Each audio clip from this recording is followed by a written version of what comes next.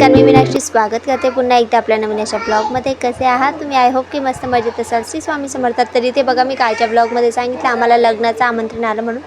तर इथे ना लग्नाचे गाणे म्हणायचे चालू होतं बुधवारी, म्हणजे बुधवारी बाजार वगैरे झाला. तर त्याच दिवसाचा हा व्हिडिओ होता संध्याकाळचा. तर इथे बघा, बुधवारी सकाळी माझी इथे धावपळ चालू होती. आत्ता मी मोक्षूला अंगणवाडीतून घेऊन आली. त्यानंतर इथे घरात पडलेला पसारा तो आवरला आणि ते किचन वगैरे साफ करून छान स्वयंपाक बनवायचा होता.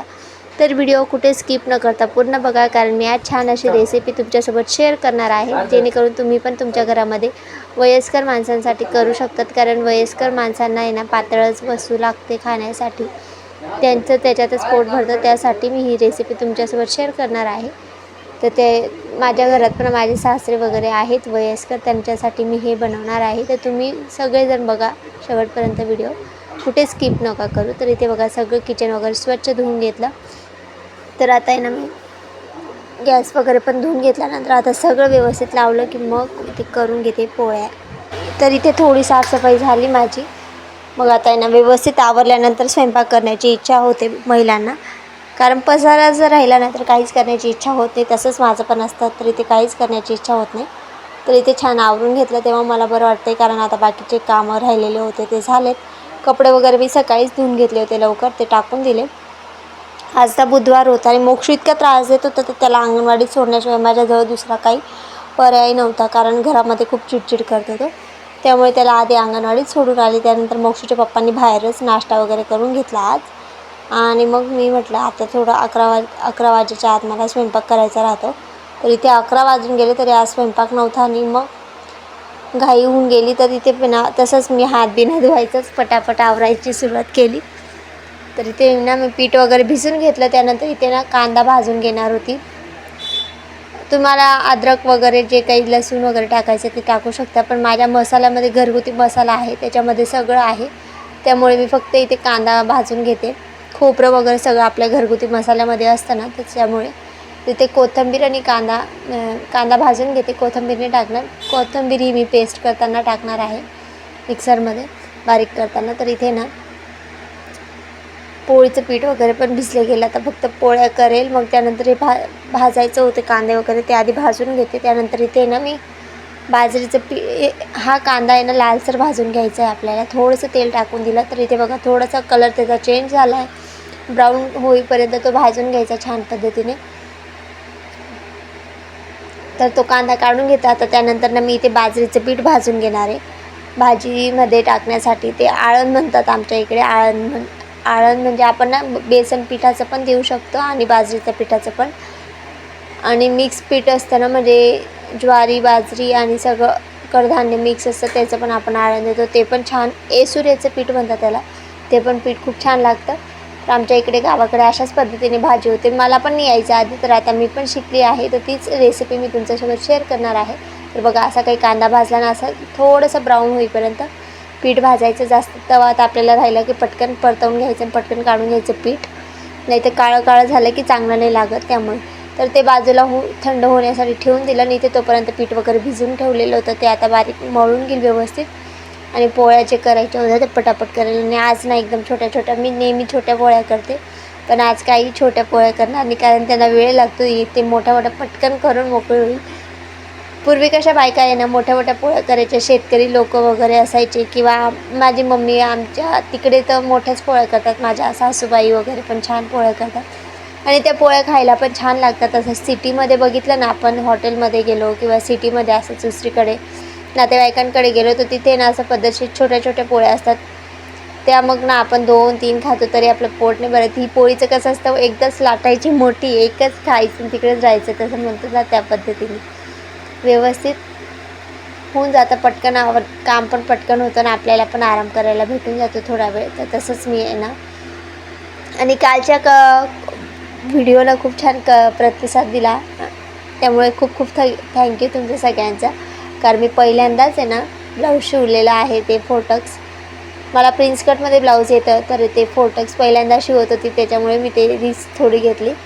तर मला छान कमेंट आलं, फोटक्स ब्लाऊजमध्ये मिरर वर्क आहे, तर ते काढल्यानंतर मिरर वर्क ब्लाऊज पूर्ण स्टिच झाल्यानंतर खूप छान दिसेल म्हणून. तर हो, खूप छान दिसेल ते. पण ना माझ्याकडून थोडंसं स्लीवचं थोडं कापड कमी कापले गेला, त्यामुळे थोडा प्रॉब्लेम आला. ब्लाऊज वगैरे अर्धं शिवून झालं आहे माझं, पण स्लीव्सला आहे ना अटॅच करायला थोडा प्रॉब्लेम येतो आहे. पण आता आहे ना सारखं मला लग्नाला जायचं होतं, त्यामुळे मी ते ब्लाऊज आता थोडं बाजूलाच ठेवलं आहे. तर इथे बघा एक पोळी झाली, ती काळी होऊन गेली पीठ भाजल्यामुळे. तर आहे ना ते दुसरी काढली, आता दुसरी ही चांगली होत आहे. तवा वगैरे काही धुतला नाही, कारण इतकी जोराचं म्हणजे भूक पण लागलेली सगळ्यांना. आणि आज बाजार आहे ना, तर आमच्या गावामध्ये सगळ्या बायका इतक्या स्पीडमध्ये काम करतात ना बाजाराच्या दिवशी. प्रत्येकजण लवकर उठतं, पाणी वगैरे आलेलं राहिलं की नळाचं पटापट पाणी वगैरे भरून घेतील, आंघोळी वगैरे झाले की कपडे वगैरे पटकन धुवून घेतात, स्वयंपाक वगैरे लवकर आवरून घेतात. कारण आमच्या इथे ना बुधवारच्या दिवशी प्रत्येकजण म्हणजे आमच्या इथे ना मोठा बाजार भरतो बुधवारी. आमच्या गावाचा खूप मोठा बाजार असतो, प्रसिद्ध आहे इकडे. तर तोच बाजार जर राहिला ना तर सगळ्या बायका एकदम स्पीडमध्ये काम करतात. मी इथे भाजी पोळी करते, पण बाकीच्या घरी ना खिचडी होते बुधवारी, कारण ना बायकांना इतका वेळ नसतो.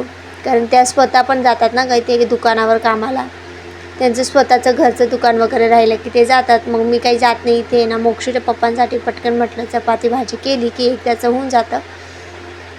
तर इथे मिक्सरमध्ये तो कांदा भाजलेला होता आपण, तो आता मी इथे बारीक करून घेते.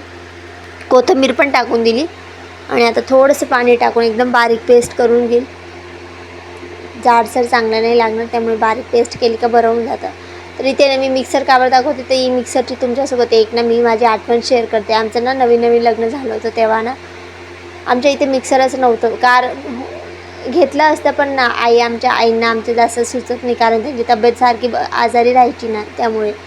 तर मोक्षच्या पप्पांनी ना मिक्सर वगैरे काहीच म्हणजे आम्ही घेतलं नव्हतं. सगळं होतं घरामध्ये, फ्रीज वगैरे, तर मिक्सर नव्हतं. तर मी ना त्यांना ऋषी पंचमीच्या दिवशी ना असं बाहेर जायचं होतं गावाला. तर आमच्या इथे आजीबाई आल्या होत्या. नवीनच माझं लग्न झालं होतं, तेव्हा त्यांनी सांगितलं की इथे ना पटकन स्वयंपाक कर आणि त्याला डबा देऊन दे बुवा तू, असं सांगितलं. म्हणजे मोक्षच्या पप्पांना बाहेर जायचं आहे ना, तर त्यांना डबा बनवून देऊन दे म्हणून. तर मी ते खिचडी बनवून दिली होती त्यांना, साधी पिवळी, आणि ना मग त्यांना पराठे बनवून दिले. पराठे बनवले, तर त्याच्यानंतर म्हटलं चटणी बनवायची. चटणी बनवायला काही मिक्सर नव्हतं, तर कसं तरी मी खलबत्त्यामध्ये कुटून वगैरे बनवून दिली त्यांना. तो शेंगदाण्याची चटणी बनवून दिली त्याच्यासोबत छान. पण तेव्हा माझी इतकी डेंजर म्हणजे हालत बेकार झाली होती ना. ते चटणी बनवायची, खिचडी बनवायची, पराठे बनवायचे, एकटीने एवढे माझे हाल झाले. त्यांना म्हटलं आजच्या आज मला मिक्सर घेऊन द्या.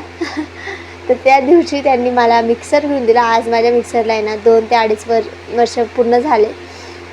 ऋषी पंचमीला घेतले ते, जवळजवळ 3 वर्ष पूर्ण झाले माझ्या मिक्सरला.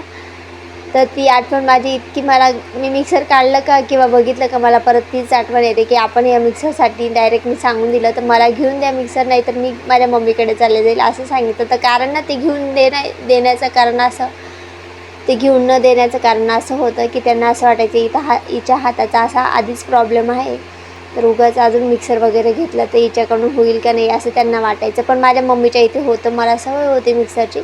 पण हे हाताचा प्रॉब्लेम असा की मी लहान असताना माझं झालेलं आहे ना, तर त्यामुळे त्यांना भीती वाटायची हिच्याकडून परत ना तसं काही व्हावं, कारण ते घरी राहतात काही वेळा तर नाही राहत ना, त्यामुळे भीती वाटायची. आणि त्यांना काही जास्त आईची आधीच तब्येत खराब असते, त्यामुळे त्यांना भीती वाटायची आणि ते घेऊन नव्हते देत मला. तर इथे ना बघा मसाला वगैरे छान भाजून घेतला आणि सोयाबीन वगैरे टाकून दिलं, तिखट मीठ हळद जे आपल्याला लागतं नेहमीचा मसाला तो टाकून द्यायचा, आणि नंतर पाणी वगैरे टाकून दिला. आणि ही पेस्ट ना आपण बाजरीचं पीठ भाजून घेतलं, त्याच्यात पाणी टाकून छान असं पेस्ट बनवून घ्यायची त्याची पण. इथे ना एका हातामध्ये मोबाईल घेतला आणि दुसऱ्या हाताने हे बनवते ना, मोबाईलचा कॅमेरा हालत चालला होता. आणि आज मी स्टँड लावलेला होता पोळ्या वगैरे करताना, त्यामुळे तुम्हाला एकदम परफेक्ट दिसत होतं. मोक्ष पण झोपला ना, त्यामुळे मी आज स्टँड लावलं होतं. स्टँड लावल्याने एकदम छान व्हिडिओ येतात, पण मोक्ष जागा राहिला की लावता नाही येत, त्यामुळे मग मी असंच करून घेते म्हटलं पटकन. तर इथे सगळं आवरून झालं. म्हटलं आता चला स्वयंपाकाचं झालं, आता फक्त भात राहिला होता. तर ती भाजी ना तुम्ही एकदम एक वेळा नक्की करून बघा घरामध्ये, वयस्कर व्यक्तींसाठी कोणी आलं तर गावाकडचं. तर ते झालं, त्याच्यात आपण भात भाकरी सोबत खाऊ शकतो. तर इथे मी पोळ्या केलेल्या होत्या, भाजी पण झाली. आता भात टाकून देते. म्हटलं आधी एक किचनवरचं परत पूर्ण आवरून घेते, मग भात टाकून दिली ते बाजूला. आणि तसं तर खूप छान लागतं. तर आमच्या घरामध्ये सगळ्यांना आवडलं. त्यानंतर नाही ते पटापट आज आवरून नाही का मला बाजाराला जायचं होतं. मागच्या बाजाराच्या दिवशी मम्मी पप्पा आलेले होते. तुम्ही तो व्हिडिओ बघितला नसेल तर तो नक्की जाऊन बघा. माझ्या मम्मी पप्पांनी मला व्यवस्थित बाजार वगैरे करून आणून दिला होता. तर आज मला जायचं होतं म्हणून मी पण घाई करत होती. पटकन आवरून घेईल म्हटलं घरातलं पण, आणि मग मला बाजाराला जाता येईल. मोक्ष झोपला आहे तेवढ्यात. तर मोक्ष झोपलेला होता, तेवढ्यात जायचा विचार होता. पण मी जेव्हा बाजाराला जाईल तेव्हा मोक्ष उठून गेलेला होता झोपेतून. तर इथे बघा आपली भाजी काही अशी झाली. ती पेस्ट आहे ना उकळी आल्यानंतर टाकून द्यायची, त्याच्याने ग्रेव्ही छान येते.